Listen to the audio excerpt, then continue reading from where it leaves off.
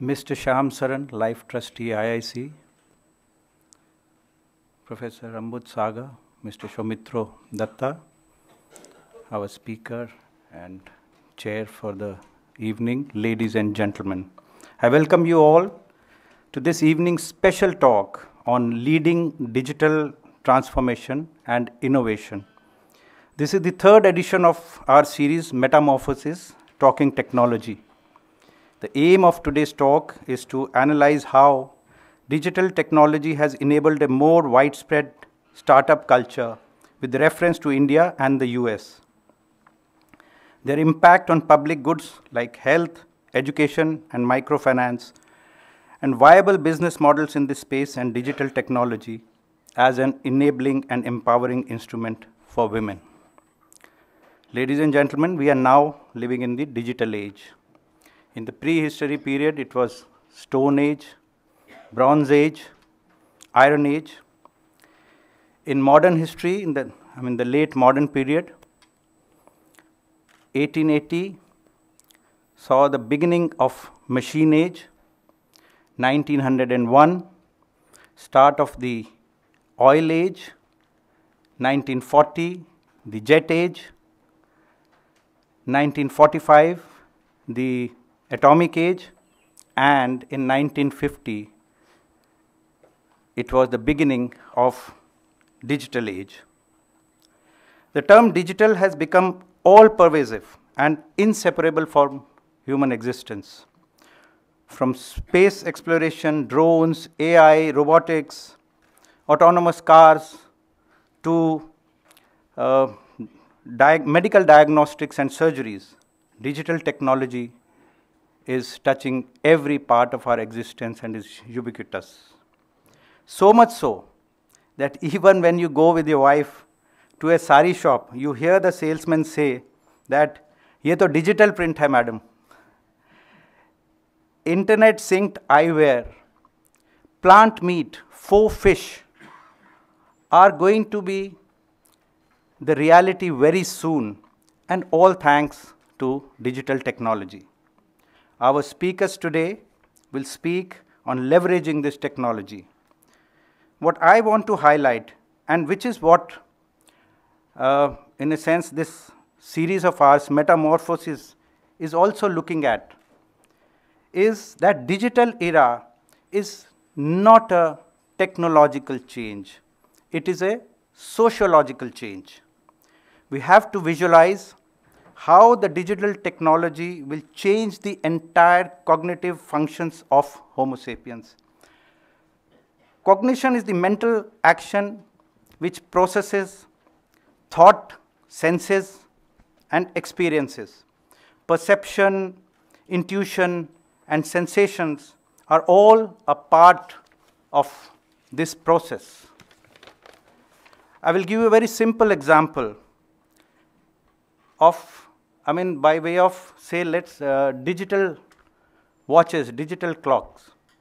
Why the digital clocks failed, or if not failed, why they couldn't drive the analog watches into extinction.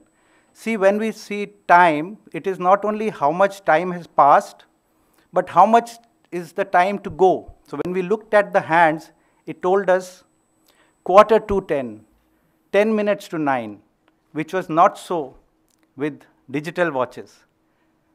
Another example, ever since we started learning, or ever since driving started to be taught, it was 10 and 2 position. Our basic lessons when I joined NDA, National Defense Academy, into map reading, they said target, ammunition dump, 12 o'clock.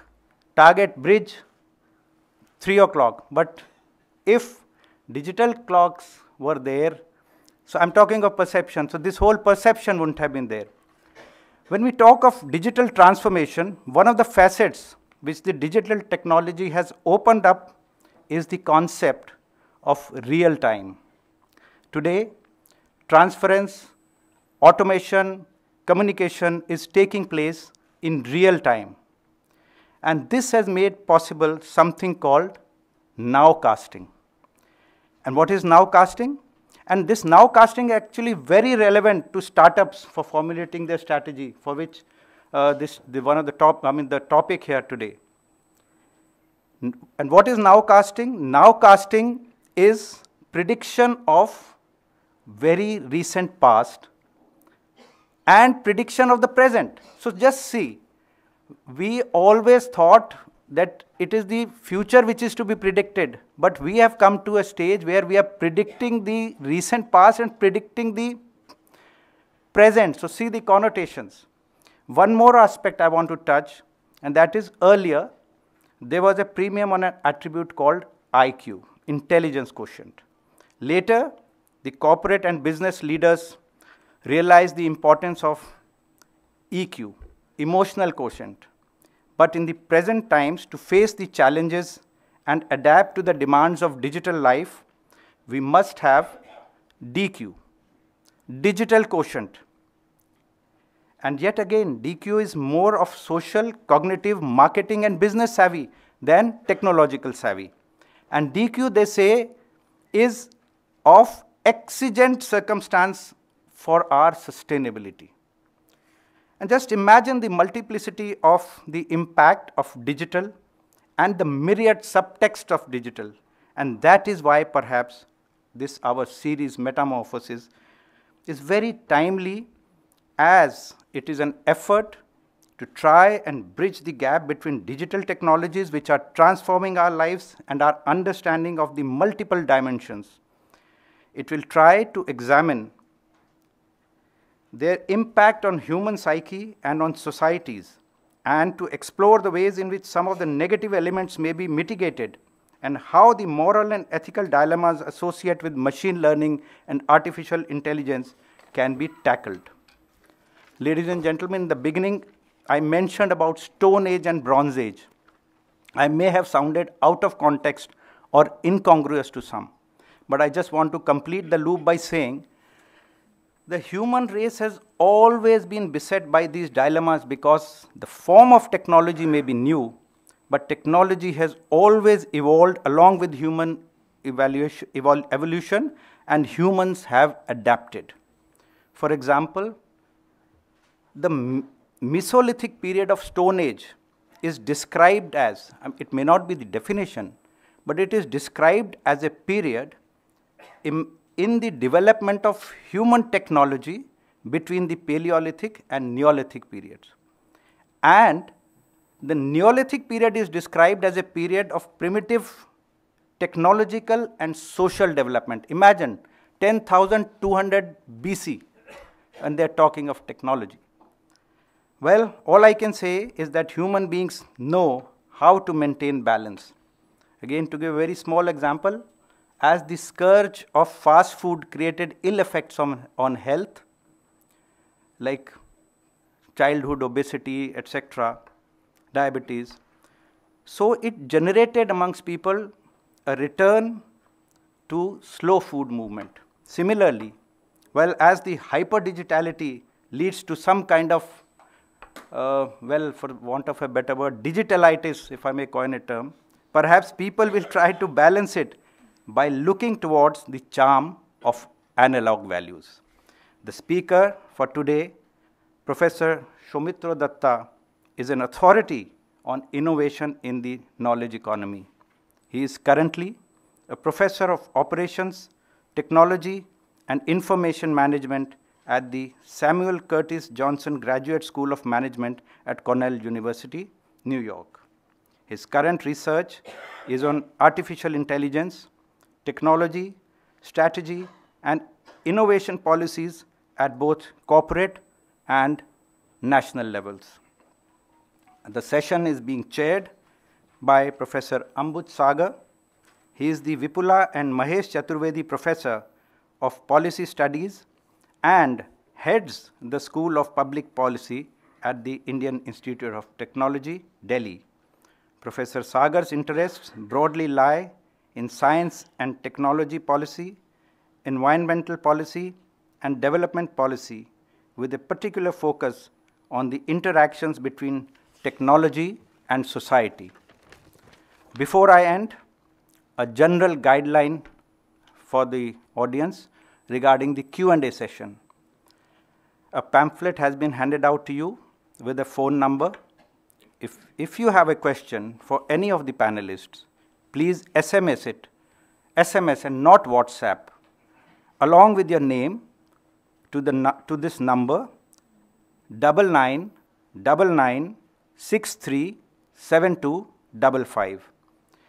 I repeat, 9999637255. There will be no microphone circulated for your question, and no raised hands will be addressed.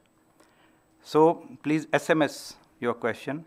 And lastly, during the talk, I request all of you to please switch off your mobile phones or put them in silent mode. Thank you. Over to the chair, Professor Ambuj Sagar. Thank you.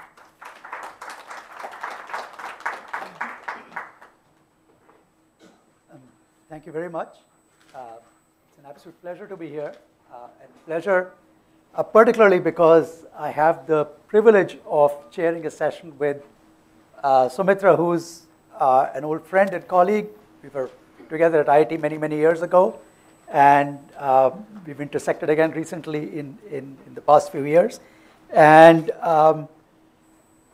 I know him not only as a person, but also a lot of the work that he's been doing that has really, I think, made a significant influence globally, not just on information technology, but on innovation more broadly. So I think I'm not going to say much more in that, other than to, I think, in a sense, say what's probably in everybody else's mind, that it's going to be some very, very insightful and thought-provoking comments coming from Soumitra. And the way we're going to run this is, he's going to deliver some comments, talk for a while, then he and I will have a brief interaction, and then we are going to open it up to the questions that have been SMSed to the managers of the process. So with that, thank you very much for being here, Soumitra, and over to you. If you allow me, I'll speak from here, and then I'll step back to the dais for Q&A. Thank you very much, sir, for your kind words of introduction. Thank you, Ambassador Saran, for organizing this. Thank you, Ambuj, for chairing it. And thanks to all of you for being here. In particular, I want to thank my father, who I dragged him to come along with me this afternoon. So thank you for being here. I thought I will just make a few brief remarks on three buckets. The first bucket is really around technology and competitiveness. The second bucket is around the India brand in technology, which is obviously a very important issue for all of us and globally. And the third bucket is really around technology and humanity. I think you referred to a lot of questions around basic impact and technology on us as human beings. So let me say a few words about each bucket, and then I'll be happy to engage in a Q&A with you on any themes that might come up, either from the comments that I have made or anything else that I have not covered, but you might want to just raise in the discussion out here. So as far as the first bucket, technology and competitiveness, let me just sort of share with you a small anecdote. About 10 years ago, so this is not a very recent one, 10 years ago, I was in a conference and I was having a discussion with a retired CEO of a Japanese company. So he was a Japanese retired CEO there in the conference.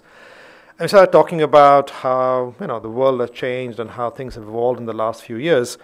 And he said, yes, I remember this one incident very, very clearly.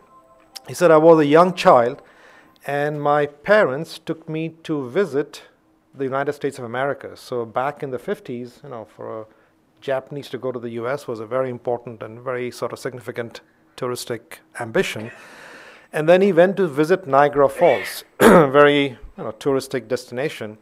And he remembers that his parents bought some gifts for him at Niagara Falls, so the shops out there. And he told me that the gifts were made in Japan. And as a young boy, I think 9 or 10 years old that time, he remembered that somehow the gifts that he bought, or his parents bought for him in Niagara Falls, were made in Japan. Of course, today, if you go to the Niagara Falls, it's more likely you'll find gifts made in China, Vietnam, Bangladesh, some other toys, probably other countries, but most likely not made in Japan.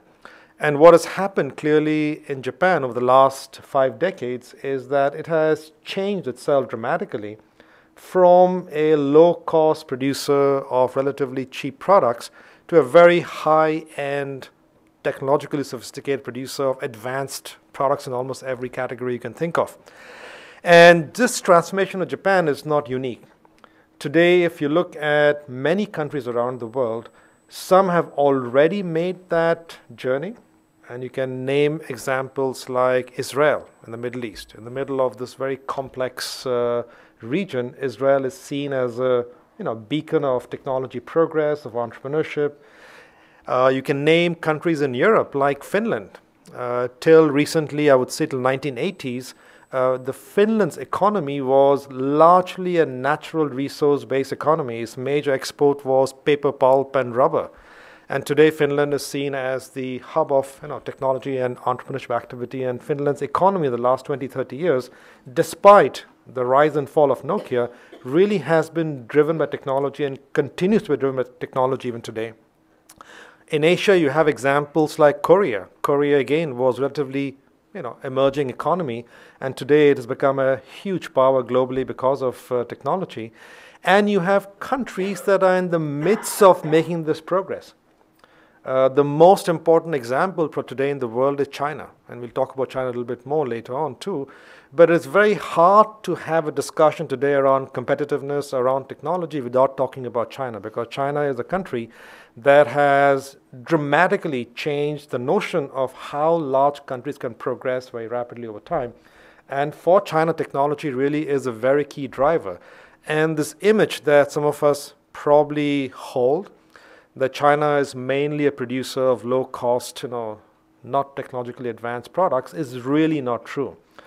China is an amazing power, not just in terms of corporate might, but also in terms of the technological sophistication of what it brings.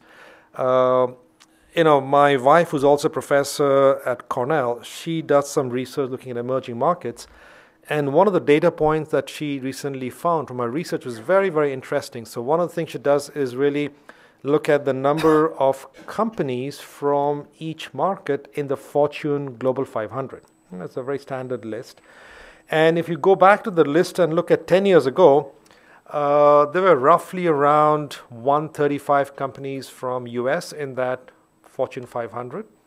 There were about 15 companies from China in that list, around 4 or 5 from India.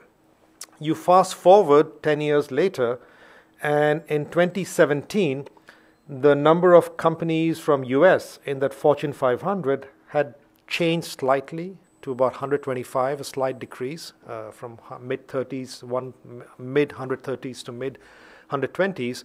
But China, in the same time, went from 15 to 115. Okay, think about it. In a span of 10 years, to go from 100 to 115. If you actually virtually add Taiwan to it, Taiwan has about 6 companies in the Global 500. So 115 plus 6 essentially is 122. It's very, very close to the US presence today in the national, international scene. So the progress of China is tremendous. And I often talk about to tech companies or tech leaders in the US and elsewhere.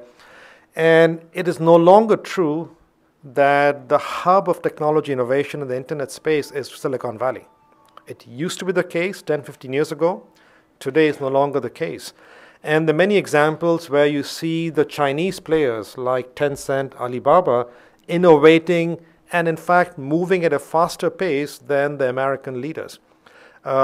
Take, for example, retail. Yes, Amazon is a great powerhouse in retail. Yes, Amazon is a very data-intensive company. Amazon is able to do amazing things with data. But guess what? How Alibaba is redefining retail, what they call the new retail in China, defining retail as entertainment, defining retail as sports, is absolutely, what I would say, remarkable. And I would say is a step ahead of how retail is largely conceived in the US today. If you look at, for example, communications, I think Facebook has taken a number of pointers from how Tencent succeeded and what it's doing in China. If you look at, for example, LinkedIn lost the battle in China to local competitors, not because of any government influence in the process, but just because the local competitor was more suited for a mobile platform as opposed to LinkedIn, which is more a PC-based platform, and China really is a mobile platform. And I can give you other examples of Amazon, other cases. It is not true that US companies have not been able to penetrate China because of government blockage. There have been a few cases of that, but those are not really the main driving factors. What is true is that Chinese players are now large, they're innovating, and they're in fact driving the pace of innovation in many areas. So I think in the space of technology competitiveness, what is becoming very clear today is that technology is a huge driver of change, a huge enabler of new possibilities. A case in point, for example, is AI. A lot of talk around AI right now. I think NITI Aayog released a India paper on AI, recently. France did something similar, a few months ago. China did something, a few months ago also. I was in Dubai in February for a conference, and I was very impressed to meet the first minister for AI. So UAE has a minister for AI in the country.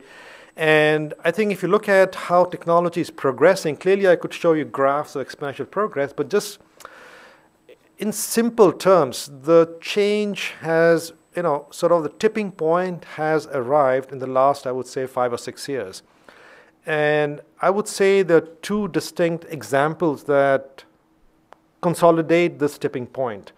So the first was I think 2011 or 12, when IBM's Watson program beat the best human champion in Jeopardy. Jeopardy is a TV game in which you're supposed to answer complex general knowledge questions. And the thing that win demonstrated was that technology is capable of handling unstructured knowledge. Because one of the problems with technology historically has been that technology is good at handling structured knowledge. As long as you can put it in a table, Excel spreadsheet neatly, it works fine. But as soon as you go into more ambiguous terms that human beings are very comfortable dealing with. So as a human being, if I tell you, well, the traffic was heavy when I drove from my home today to IIC, you don't tell me I don't understand what you're saying. You routinely understand the term heavy, even though heavy traffic is a very ambiguous term. If I say, for example, she is beautiful, you understand what beautiful means, even though beautiful is not defined precisely by a value of some parameter. So human beings are very good at handling complex, ambiguous topics, and machines traditionally were not very good at doing so. And what Jeopardy showed is that, at least to a certain degree, you could achieve a certain level of competence in handling unstructured, common sense knowledge of the world, which is very important to be able to understand the world and operate in the world. Because if I told you a sentence saying that, well, the old man's glasses are broken, you don't ask me what does glasses refer to, reading glasses or drinking glasses, even though there's ambiguity in the term, right? Once again, so you intuitively know that all people have weak eyesight. Weak eyes is corrected by glasses, and glasses help you read, and so on and so forth. There's a whole logic out there that actually is common sense knowledge. So Jeopardy showed, and Watson showed, that it is possible to emulate some of that unstructured, complex, real-world reasoning in a software program. The second tipping point, I would say, second element of tipping point is what I would say is a recent win last year of AlphaGo, Google's program in beating the best human champion in Go. Now, Go is a Chinese game. I've never played it, but what I'm told is that it is enormously more complex than chess. So in chess, the way a computer beat the human champion in chess, and this happened back in the late 80s, was essentially by applying brute force search of the entire decision tree. You take a chessboard, look at different decision possibilities, and do just search through that in a brute force manner and find the most probable outcome. But the number of positions in the Go board is supposedly more than the number of atoms in the universe. More than the number of atoms in the universe. So essentially, it's computationally infeasible to do a brute force search. So that method does not work. So what did the AlphaGo program what did it do that actually helped it to beat the human expert is interesting. So what they did was, there are lots of examples of human beings playing Go online. So the examples of people playing Go online. So they took these examples and they fed them as examples of Go games to a neural network, which is a software program of some kind. The neural network learned from those examples how human beings play Go and who won in the various cases. Second, what they did was they took that program that had learned how human beings learn and play Go, and then they made this program play against itself. Okay, it's very interesting. First, the program learns by watching human beings. Second, the program plays against itself. And by playing against itself, the machine against machine, the program kept improving over time. And essentially, the program improved to a point that the end result beat the best human champion. So if you look at this kind of a change in the way we're able to apply human intelligence, it is really fundamental, because you're able to apply it to very complex, unstructured situations.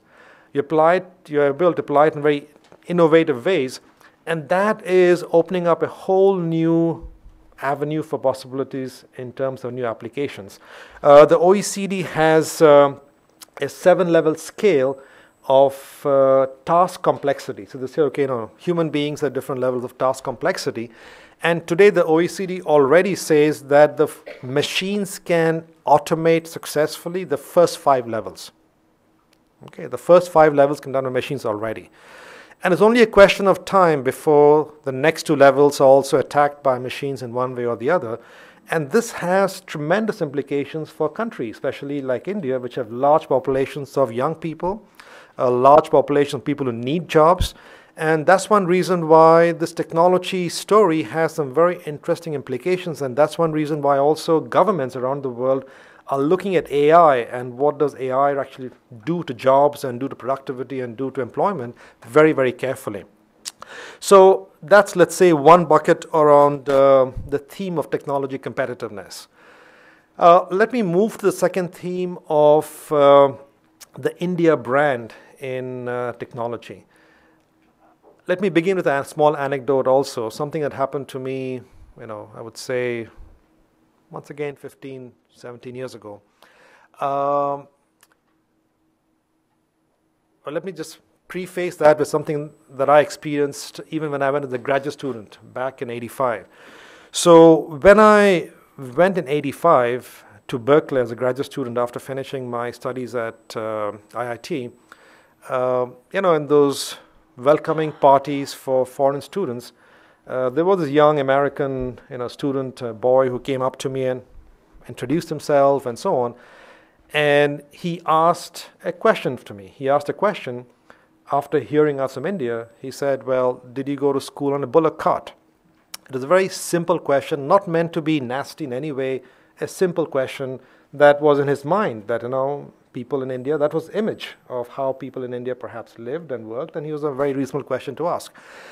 So you fast forward another 20 years, and I was going through the immigration in Switzerland. I was dressed in a suit, and I gave my Indian passport to the police officer at the immigration. He looked at me, dressed properly. He looked at the passport, and his first question to me was, are you a software programmer? Okay. And it is just interesting. I thought it was interesting for me to observe how the image of India and Indians have changed. Okay, over the 20 years that I actually experienced, and today even stronger.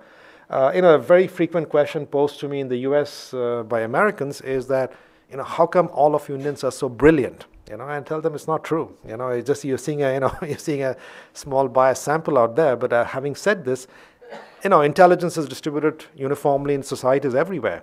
It's just that we have a large population, and you see a small segment of that in the US necessarily. But I think what is interesting is the way the brand of the country has changed. And when I talk to young students today who are in IIT or in IIMs and so on, what I tell them always is building this brand has not been easy.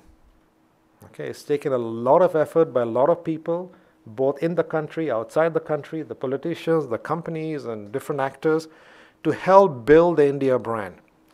And that brand today is extremely, extremely strongly associated with technology. When I go to, for example, we have a colleague from Brazil. I was in Brazil 3 weeks ago. A question that they always ask me is, how can Brazil become more successful, have a stronger brand in technology? Because Brazil has a great brand too. Brazil is a great country.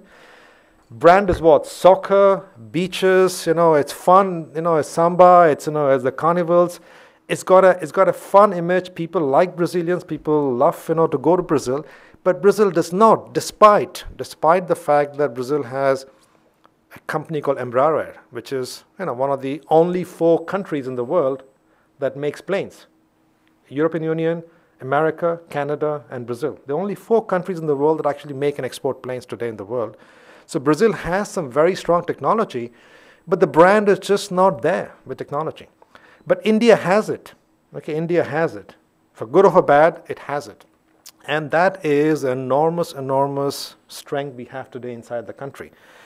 Now, when I talk about the India brand and technology, it's once again very hard to not to compare with China. Because for a long time, the story was pretty clear. For a long time, China was in manufacturing, was not really in software and services. India was weak in manufacturing, but guess what? India is stronger in services and IT, and India is one step ahead. So we felt happy about where we were on the knowledge that we are one step ahead. Now, if you fast forward, again from 20 years ago to now, I don't think so we can be that happy. Okay, till recently, and I will say there's some reason for hope more recently, but today, if you look at the leaders in the global digital economy, and you ask people to name the companies who are leading the digital economy, you will not find a single Indian company in that name. Not a single one. Okay, you find Apple, Facebook, Amazon, the American companies, and you have the Chinese companies, Alibaba, Tencent, and others. So what has happened is very interesting is China has leapfrogged. Okay, on the basis of the better infrastructure, better investments, and variety of sort of education, other kinds of human aspects, China, while we were still doing outsourcing and doing this body shopping model of software development by and large, China leapfrogged into the next level of the digital economy. And today, I really think so, as we speak today, India is behind China. Okay, people may not like to hear it, but that's the harsh reality of where we are in the world of technology. And even, I would say, more scarily, there is no hope of an Indian company currently becoming like Alibaba or Tencent or like Amazon or Facebook. Okay, it's not going to happen, the current set of companies. So the same challenge, by the way, is there also in Europe. Europe is another big economy, bigger size than the US. But again, European Union, European leaders, they struggle with the fact of how they have never been able to catch up with the big players and the big sort of success in the US. And even Europe does not have today a digital economy leader. Even SAP, which is one of the most successful companies in Europe, cannot be a digital economy leader. It's a very good software company. It makes great ERP systems, but it's not a company digital economy. So I think there's an interesting question for us to ask inside the country is that, is there any hope for us in India to ever leapfrog once again? Because we did leapfrog when we came up with this global sort of remote offshore development model. You develop partially in US, partially in India, you do it remotely and so on. That was innovation in the software development model 30, 35 years ago that helped create Infosys, create TCS, create Wipro and so on. The question is, what's the disruption right now that's going to potentially maybe help Indian IT companies or Indian economy as a whole leapfrog to the next level? And today, as I see it, the only hope on that front is if we can do it differently and if we can do it on the basis of the Aadhaar system. I know the Aadhaar has been very controversial in the press, lots of good and bad press around it. But believe me, the unique thing that India has right now is through Aadhaar, India has a database of 1.2 billion people that has been somehow collected together and somehow biometrically mapped. Now, 2 days ago, I was in Bangalore, and I had a chance to talk to Pramod Verma and some of the other people who are the chief architect of the Aadhaar system, and they are also chief architect of the India stack. Currently, the whole effort to try and create APIs in the whole system and give access. And I must say that after I listened to them, for the first time, I felt there is a real chance that India can really leapfrog in this area. It hasn't happened till now, but there is a significant chance we can. Because the way they described it to me, I think was interesting. They said, well, look, what Aadhaar does really is an identity system. It gives an answer, yes, no. That's it, basically. It's like GPS. The GPS system was an enormous investment by the US Defense Department. It gave you a position. Okay, this is where you're located. GPS did not tell you, this is how you use a location and get a coffee. This is not how you use GPS to go and do something else, map your trip or travel directions. The actual value-adding applications were built on the GPS platform by opening up the GPS platform to a variety of companies, variety of organizations that use that location information for different value-adding applications. Today we all use maps and other kinds of things routinely, but that was all built on that platform. So in a similar way, what India has right now is a platform, the Aadhaar platform, 1.2 billion people that gives you identity information. Okay, it gives you yes, no identity information. Now it is up to us about how that identity information is used for enabling health transactions or financial transactions, other kinds of decisions you want to have in the system. And this is where I find the whole notion of the APIs, India stack and health stack and so on, what is being created right now is fascinating. Because it's a very different model than what has been applied in the US and China. So look at US and China, it is very large companies dominating and having closed systems. Okay, so either you're part of the payment system of Tencent or the payment system of Amazon. And these are very large systems, but they are closed proprietary systems by and large. It's not a system where it is easy to actually create a lot of interoperability. But the Aadhaar platform, together with the India stack, has the potential to create and spur innovation across the country if we are able to create more companies that are able to use information along with some guidelines of the government and really create innovative applications. So I do believe, and this is where I need to do some more research, so my research is not yet complete on this area, is that India has a chance to leapfrog, but do it in a different way than either China or the US, and do it on the strengths of the Aadhaar platform, which is not perfect, which has controversies, just like Facebook has its own controversies and so on. But I think there is a real chance out here for us to leapfrog, and we can talk about that later if you'd like to. So I think that's sort of the quick summary of what I think about the India versus China. I haven't spoken much about the US in the story, but of course the US continues to be a real powerhouse in technology. I think what is happening today in Silicon Valley, happening in Boston, happening in Seattle is mind-boggling. It's actually, what is interesting for me is that I first went to the US in 1985, and then I lived in Europe for a long time. Then I went back to the US more recently. And right now, the craze around technology in the US is so perceptible, so real, and so big that is actually impressive. At Cornell, for example, the number of students taking computer science courses has increased six-fold in the last 5 years. 6 times in the last 5 years. At my business school, students have to apply for permission, just an informal permission, before they take courses outside the business school to be counted towards a business degree. The most popular courses that students are taking are in programming. And not because they want to become programmers themselves, but just because they know that in the future, they will either start companies or be in control of groups, which will include software as a key part of their value add.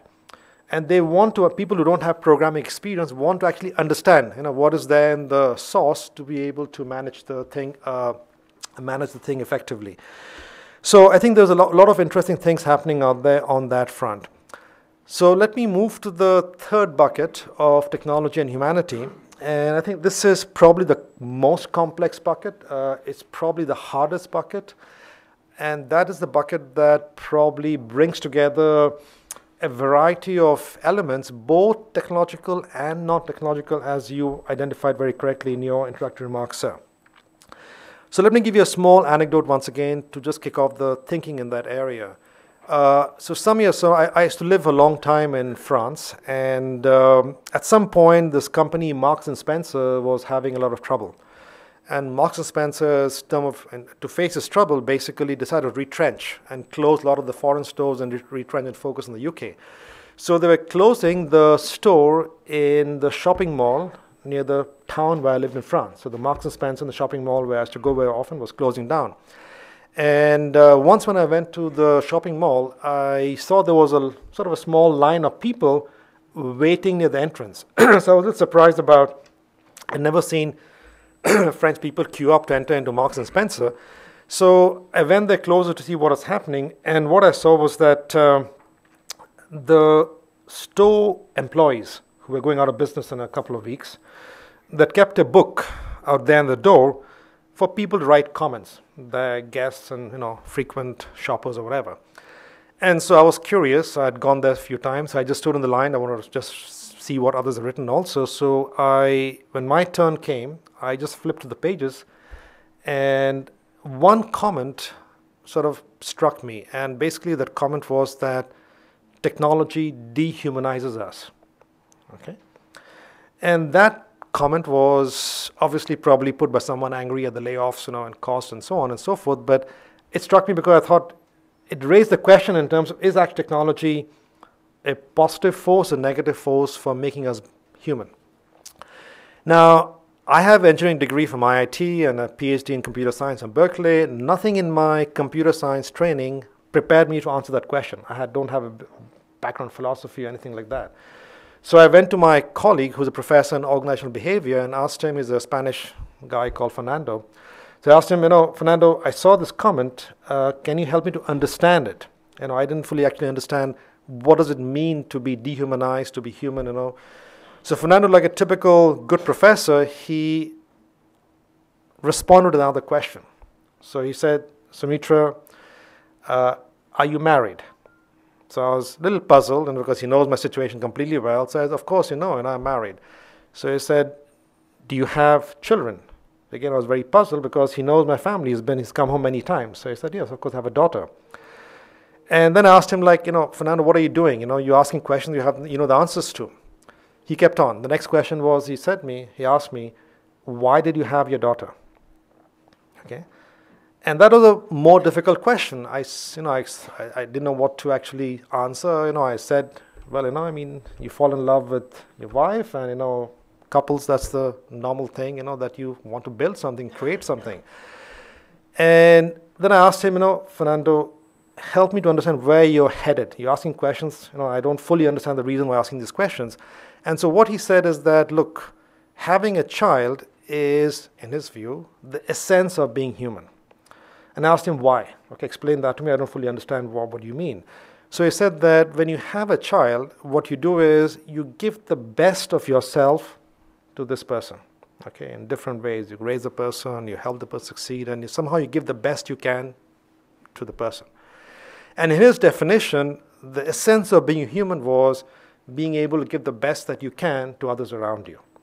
So that, once again, put the question of technology and humanity in context. The question really is, now, is technology enabling us to give the best of who we are to the world around us? Okay? And I cannot say I have a definitive answer to that. But certainly it's a way to pose the question that is technology a positive or negative force for making us better human beings? And today what you see is, of course, you see examples of both, positive and negative examples out here. And I could give you many examples, but let's just take, for example, the whole debate around fake news right now. One of my brother-in-laws, a journalist in Spain, and he went to a big conference on journalism in the 21st century, in a university in Spain, and he told me that one of the big sort of takeaway discussions for him and that group was that when internet was created, a lot of journalists felt that this is the democratization of information. Everyone has free information. Everyone can make, it's the ideal world for journalists, right? You have information available free to everyone. And what they were basically realizing is that, in fact, what has happened is quite the reverse. Why? Because people are creating micro worlds. You're subscribing to sources that have more and more reconfirmation of your own biases. And today you're seeing a world in which people believe, and they only read what they like to believe. And the sort of affirmation of what their right or wrong beliefs are. And you see this also in trends where a lot of young people today get the information from Facebook or from social media. So people don't read newspapers as much. The whole curation of content newspapers is not as strong as it was before. And that's an interesting question. Is it actually helping us create better human beings, or better societies out there? I did some research on inequality and technology, and there also, once again, the data is not good at all.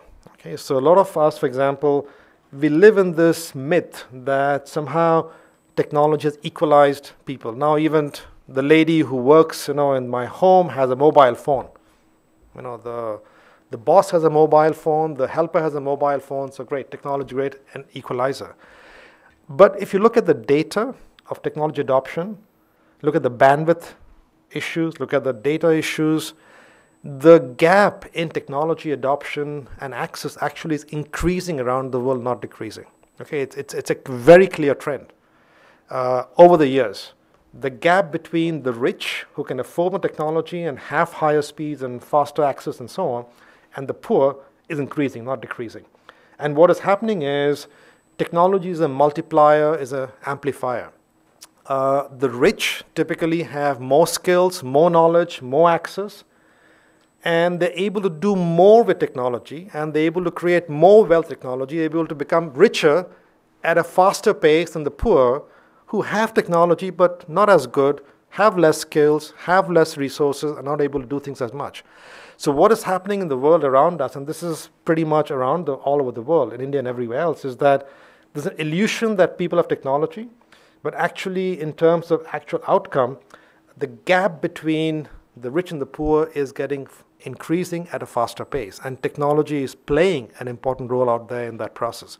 So it's a cause of some concern for everyone that technology is increasing inequality, not decreasing inequality. It causes some pressure on governments to move on this front even more aggressively than what they're doing today. Because today often the question, is that, I have food, I have water, I have other pressing concerns, and how can I spare valuable resources for technology? But the reality out here is that if you don't do it, the situation could become even worse.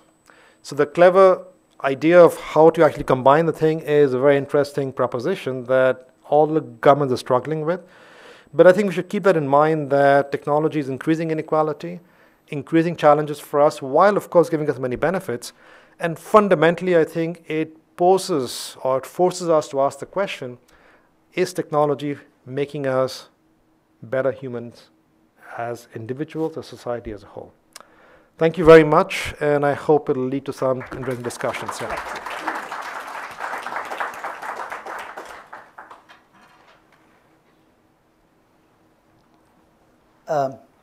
Thanks very much, Soumitra, for a kind of a really wide sweep through a whole range of issues relating to technology, going all the way from thinking about questions of national and firm competitiveness, kind of thinking about, kind of a historical perspective, the ebb and flow of actually countries using technology to in a sense, move up the economic ladder and sometimes not move up the economic ladder. In some senses, you were talking about the Indian story and possibilities there, and this last thing about technology and humanity. I think to me, kind of a common theme across this is this, I guess the notion becomes very clear that technology is very powerful. You know, you can do really great things with it if you do it right. But as you were just saying towards the end, that it also cuts both ways. That can also create social tensions, deepen divides, and all of that. So I think, in a manner of speaking, I think the question then that is left hanging in the air, and then maybe I'd like to get you to think about that a little bit, is how do we think about the process of managing and governing technology and the processes underlying technology? So if technology can offer benefits, but can also have social costs, human and social costs, then by what process do we actually maximize the benefits while anticipating to the extent we can, or at least mitigating against the possible costs? I mean, that really goes to these questions of, to my mind, I suppose, a little bit of governance, institutions, architecture, those kind of questions, and relating to this question of strategy, right? And if you come back to this question of let's leave aside the kind of the big global conversations, but let's bring it back to India. How do you think about, for a country such as India, to engage in this question of technological change? Digital technology is obviously very central to many of these conversations, but people are now talking about this, this info, nano, bio convergence, and thinking about where, of course, info is a very important class of technologies. But how do you think about that in terms of how does a country such as India engage intelligently and meaningfully in this process, so that we can actually harness the power of technology in order to get the kind of benefits we want, but yet also understanding clearly that there are possible downsides, and we have to think through that in some anticipatory way. And so just to reflect on that a little bit. You know, it's a very important question you're raising, and there are no easy answers. All I can say is there's some elements that I would argue are essential, and then every country, every society has to find its own particular path. I think there is an essential element of national leadership and leading from the top. On that dimension, I think Prime Minister Modi is doing a good job. I've heard him speak multiple times by now, and he, I would say routinely, depending on the audience, but he devotes a large part of his message around technology and how technology is essential in India's development. The same is happening President Xi in China and so on. So I think leadership from the top is essential. The second element would be some element of a national strategy, I think, is also essential.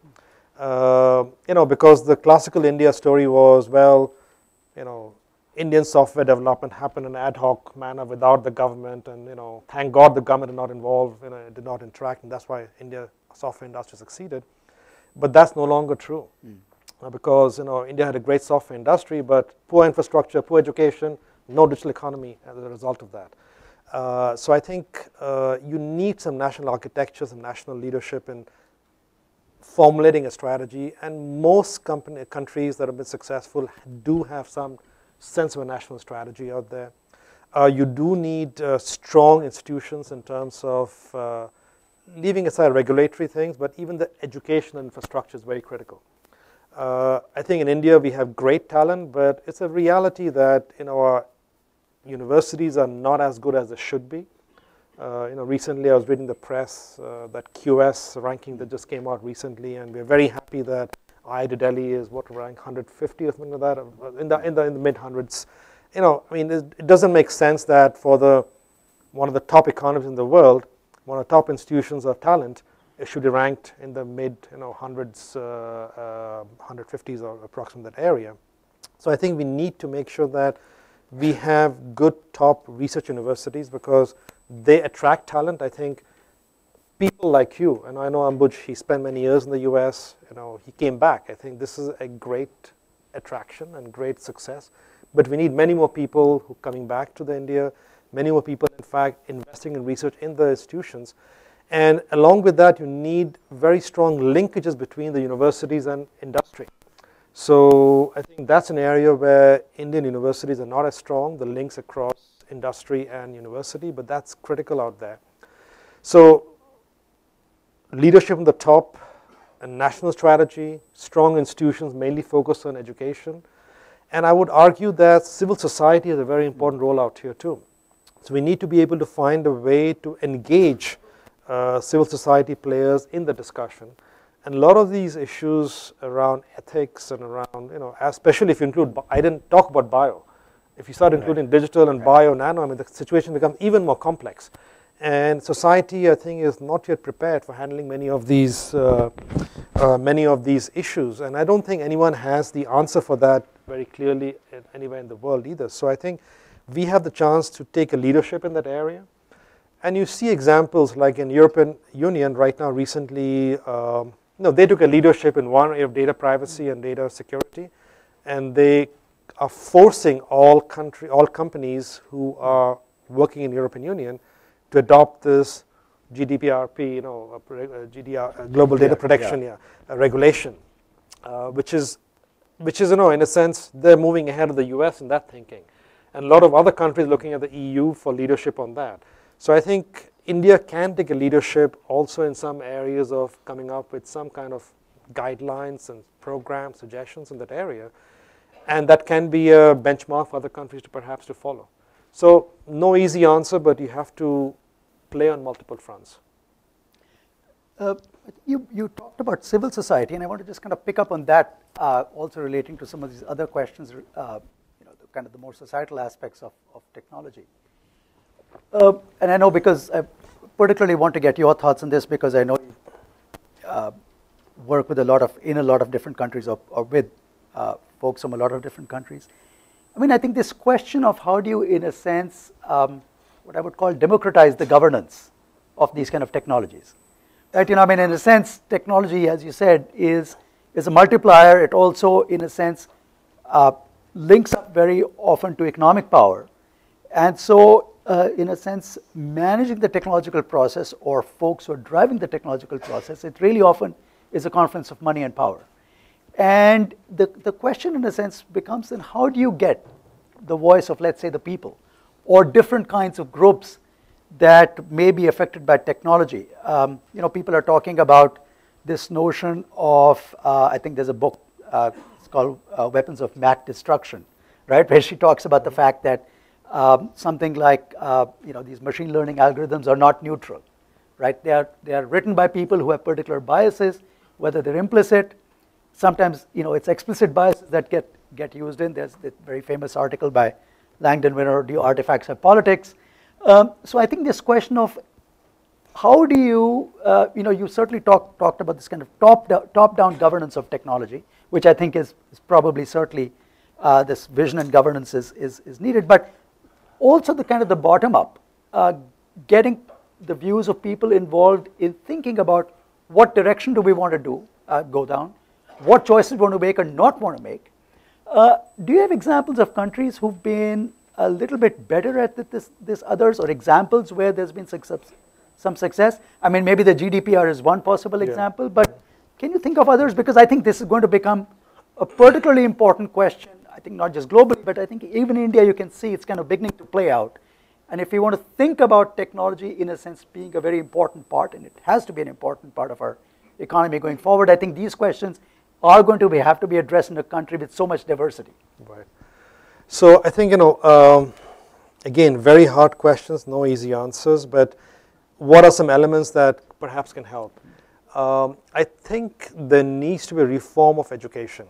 So if you look at computer science education, it doesn't really capture all the societal elements, the ethical elements, the moral elements. And when you have programmers writing programs that they don't actually either understand those issues, they're not even trained to actually recognize the issues, it's very hard for them to act on them. So when we look at, for example, building AI institutes or building AI institutions in India or elsewhere, the issue is not about training people in neural networks programming, which is part of it. That's part of technical coding.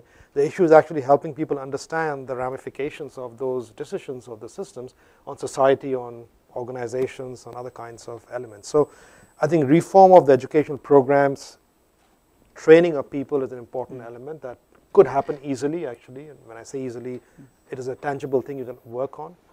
I think you do need leadership from the government. The global data protection regulations in Europe would not have happened without the EU taking a stance. So you need some central bodies taking a stance on that. And I think you also need a series of consultations with civil society. You need to be able to find a way to engage with the civil society. And I take, for example, the model of how FICCI or CII work with the government to represent the interests of industry. So it's an industry body, CII, for example, and then they come up with some suggestions, guidelines, and then they interface with the government and trying to make things happen. So I think if some similar system is there for helping bring in the different factors, key players, interface with the government, and you need a collaboration, partnership across the government, the private sector, and the civil society to make these things happen. And discussions, engagement, a willingness to act, to move fast is very important, because I think what you'll find is technology will progress faster than the ability of government society to keep up. Correct. So the EU's global data protection regulations is lagging what is happening in the market. The whole problems with Aadhaar implementation and the whole some of the concerns around that in India is a classical example of technology went ahead and the policies were lagging behind to actually articulate that implementation properly. And I think trying to keep pace with the speed is going to be very important out here. So the more consultation, the more desire for speed in action, the more willingness to learn from mistakes, the more ability to change basic education mindsets. I think these all are important elements. Yeah. Great. I think maybe, should we open it up to the questions from the audience? So I think probably people want to engage with Soumitra directly, or I guess through their questions.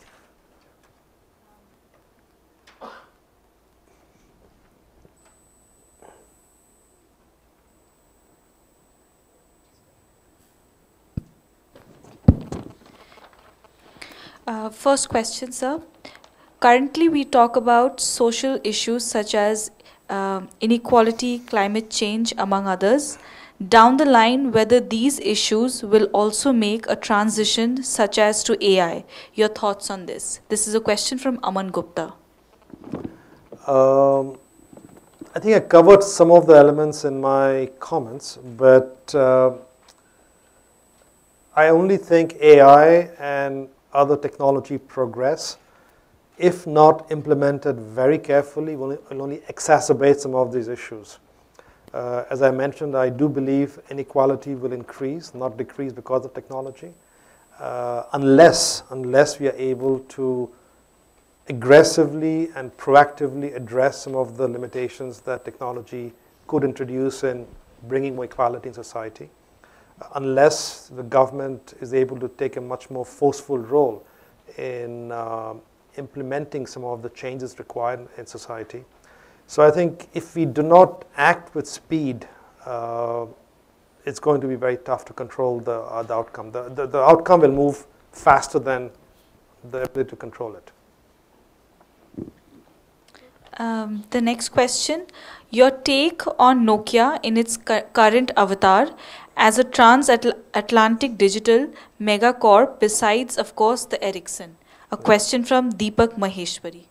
So the Nokia story is an interesting one, obviously, because at some stage Nokia was like 1/3 of the economy of Finland. Then it crashed, and now it's coming back and reborn in a different format. But I think really what Nokia did in Finland is transform the whole culture of the country. And it's interesting to understand the conditions that led to the birth of Nokia that today even exists. So when the Russian economy collapsed, the Soviet economy collapsed in '89, Finland's economy shrank by 25% in 2 or 3 years. I mean, the dramatic shrinkage for a country. And so the country realized they had to do something different. They could not go on. And that's when there was a whole national council with the prime minister leading it, the key ministers, the key business leaders all coming together. And there was a national level decision taken to transform the economy to a knowledge-based economy. It wasn't just something that happened by accident just because Nokia happened to be there. So the number of things took place, and Nokia was, of course, the most visible success story that came out of Finland. And even today, what has happened is with the demise of the old Nokia, there's so many entrepreneurs who came from that system. And today, if you go to Finland, there's a vibrant entrepreneurial system out there of ex-Nokia people who are creating companies, are doing things, and doing all kinds of interesting work out there. And of course, in the whole Northern Europe area, around Estonia and Finland and Sweden and all, there's a very active tech-oriented economy that is developing out there. So I would think the Finnish story in technology is still active, is still ongoing. Maybe not as visible as the Nokia one was, but Nokia is doing well in a modified format. But the country's economy and its leverage of technology is continuing. There's nothing less out there that is happening today as compared to 20 years ago. Yeah, and I think if I want to just pick up on something you meant earlier and emphasize, I think in the Finnish case, I think the really interesting part of the story is their investment in education. Right. I mean, they are absolutely ahead of the pack in investing in education, especially at school education. So it's not just elite education, but it really is a very deep investment and actually doing a lot of experiments with education at the school level, which I think then starts kind of building the base for an ability to manage change, which I think contributed a fair bit to that ability to reorient a little bit. Finland is very interesting because on the OECD PISA scale, so we have a PISA ranking, Finnish students always come near the top, almost always, or very much at the top. And this is despite the Finnish students having the least number of hours of in-class and out-of-class work. So how is it that students, in fact, succeed so much?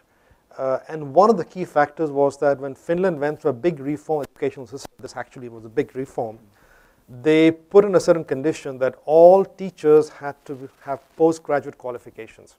This significantly raised the level of qualifications of teachers. This significantly raised the salary of teachers. And essentially, becoming a teacher in Finland was no longer seen as a job that was not an attractive job. So they made the job attractive, and along with that, of course, a lot of flexible curriculum design and so on was introduced. Yeah. Is focusing on manufacturing still important? What can the digital economy do for manufacturing or for infrastructure? A question from Dhruv Singh. No, manufacturing is critical, it's vital for every economy. And this, even the US is realizing that it needs to bring back manufacturing in the country. Why? Because manufacturing gives jobs. That's the reality. Manufacturing gives jobs. Manufacturing also is a way in which you can integrate different technologies for creating actual products of value. And let's not forget, today's manufacturing is not the old manufacturing necessarily, because today's manufacturing has a lot of knowledge-based service components.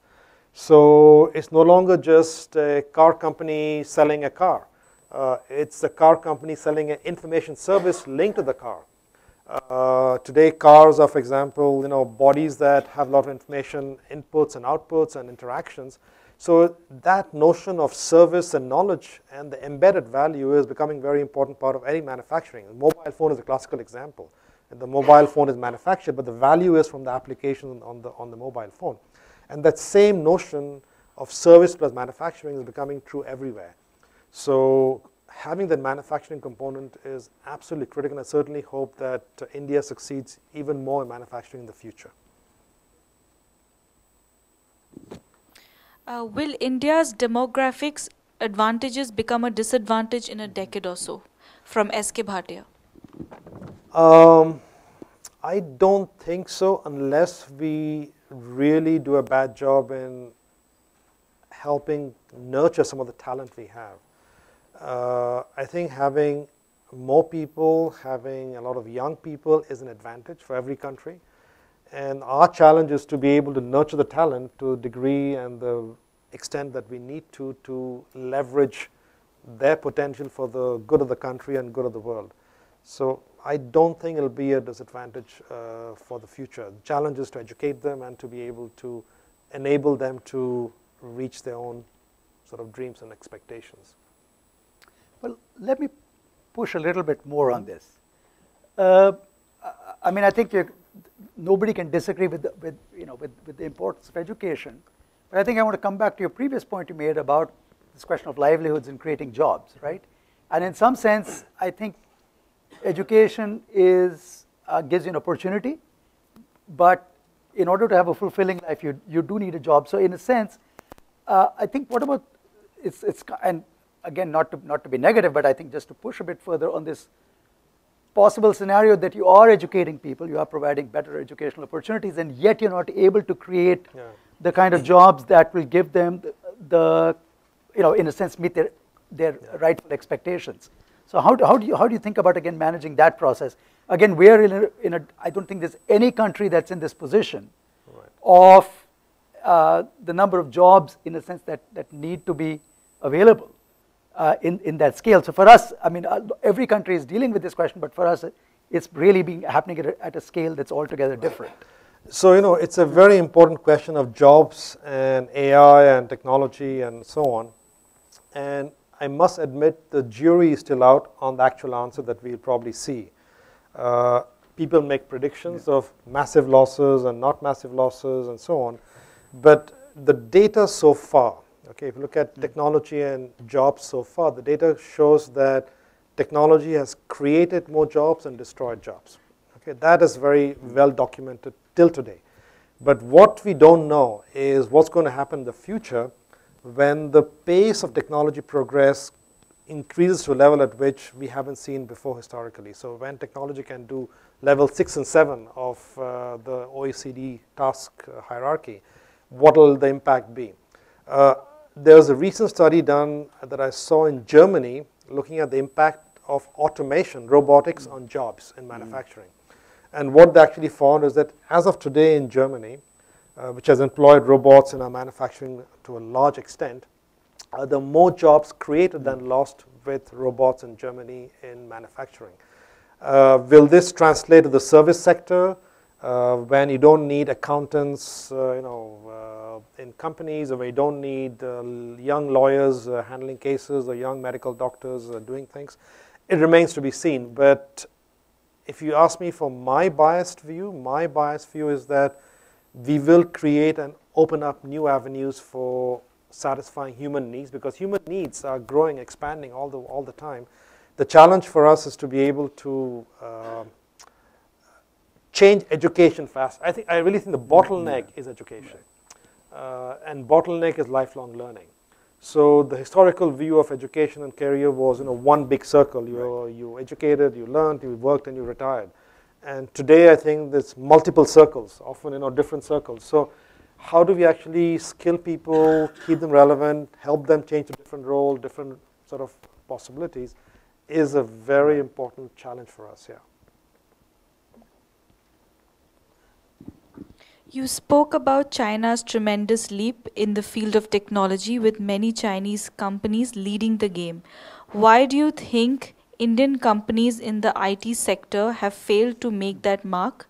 Do you feel that despite the ease of doing business initiatives of the government, it has not been able to incentivize entrepreneurship in India? From Shehnaz. So, let me first qualify and say that IT companies in India are very successful. So there's no question about that. TCS, very successful, one of the big global players. Infosys, had a problems, but again, hoping to be successful back once again. Cognition, which is half Indian, half American, also very successful. So we have successful companies, but there will not be those hundreds of billions of dollars mega companies in the digital economy that we see emerging today in that space.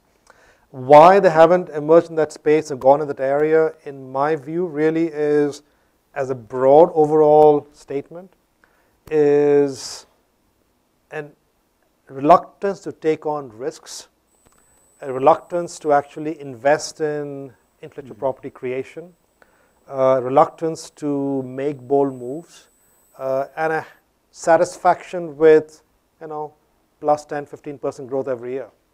So if you're growing at 10, 15, 20% every year, more or less, and your model is not going bust, what is the big? It's a classical challenge in any society, in any sector. It's the challenges of succeeding to a certain degree, but not to the maximum degree.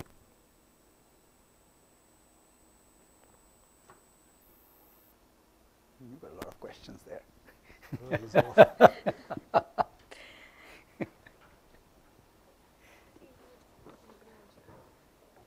Anyone?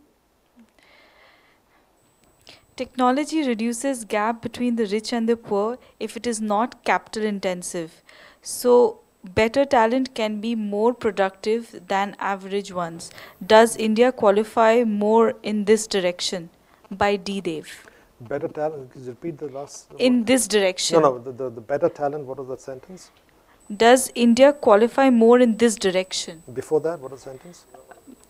Technology reduces the gap between rich and poor if it is not capital intensive.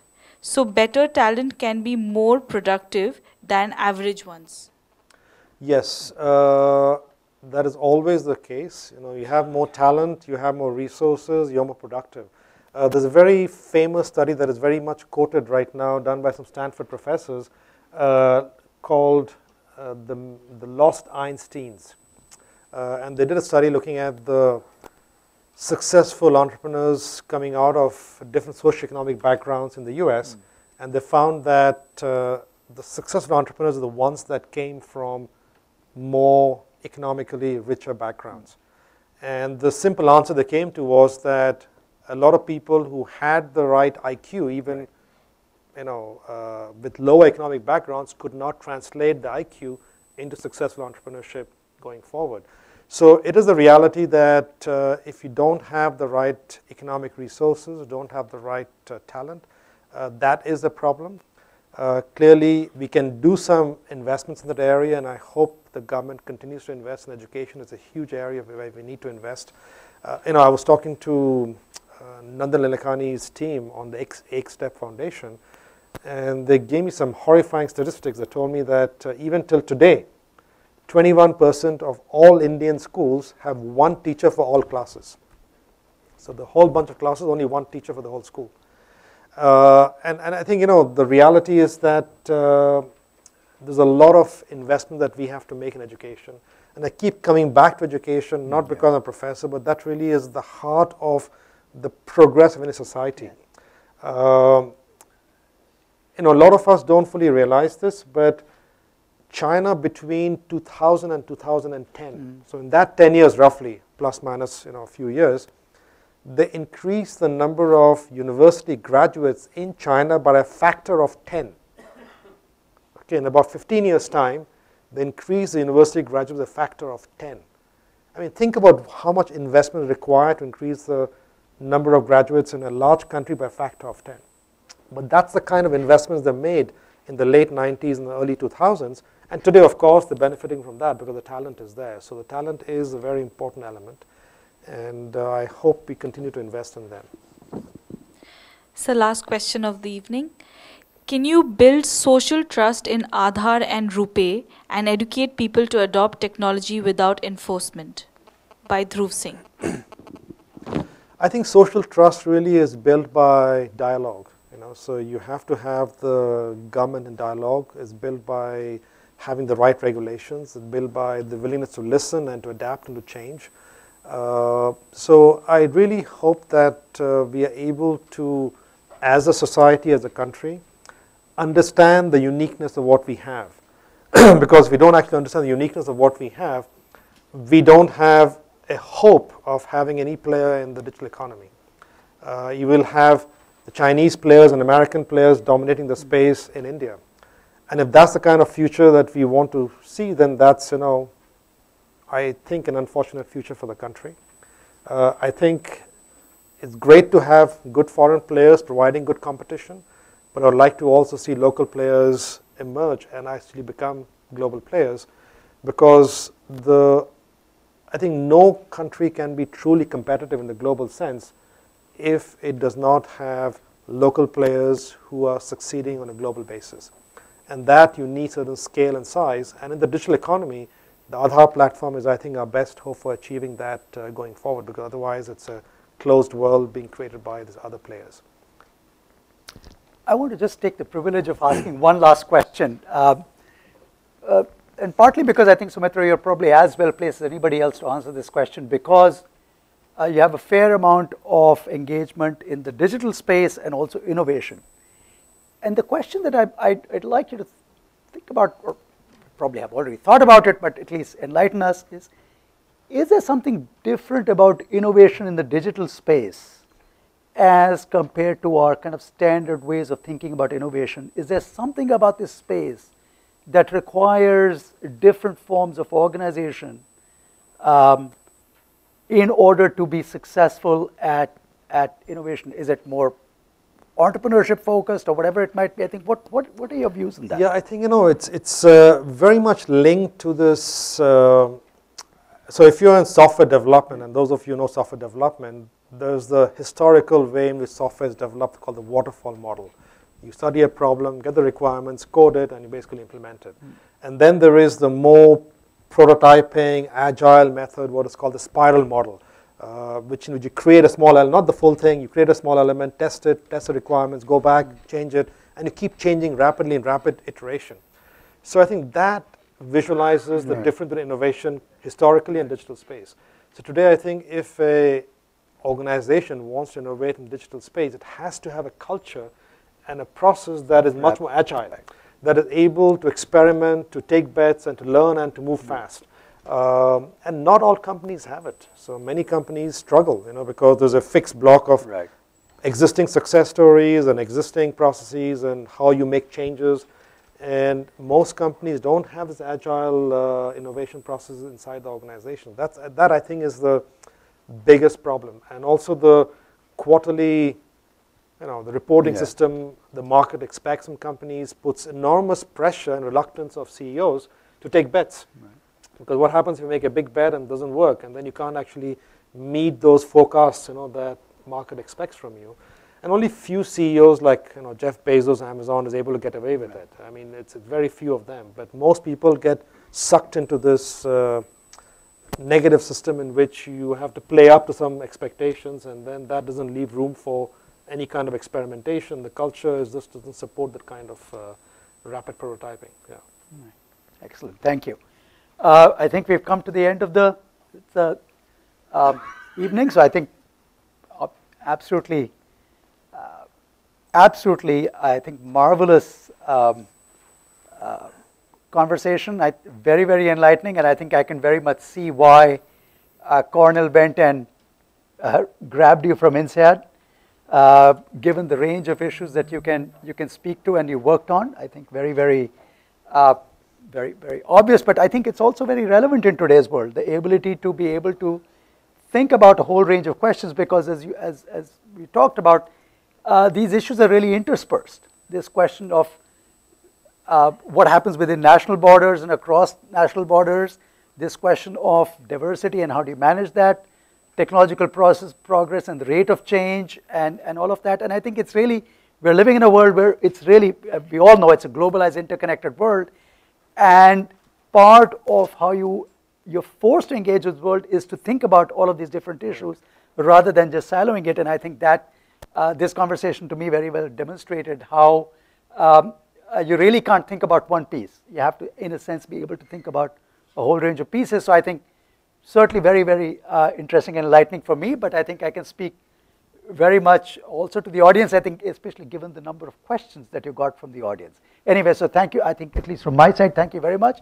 And I think now Portia is going to deliver some final thank you. Thank you very much. Yeah. Thank you. It's a great privilege to propose the vote of thanks for the third program of Metamorphoses. I'd like to begin on behalf of IIC to thank our collaborators, NITI, Aayog and Center for Policy Research for their generous support. Professor Ambuj, Sagar for making this conversation so interesting. Our distinguished speaker for the evening, Professor Soumitra Dutta. Thank you, sir, for sharing your perspective with us. A big thank you to Team Metamorphoses for putting this together. And finally, I express my heartfelt gratitude to all of you for coming this evening. Thank you. Okay, thanks. Great.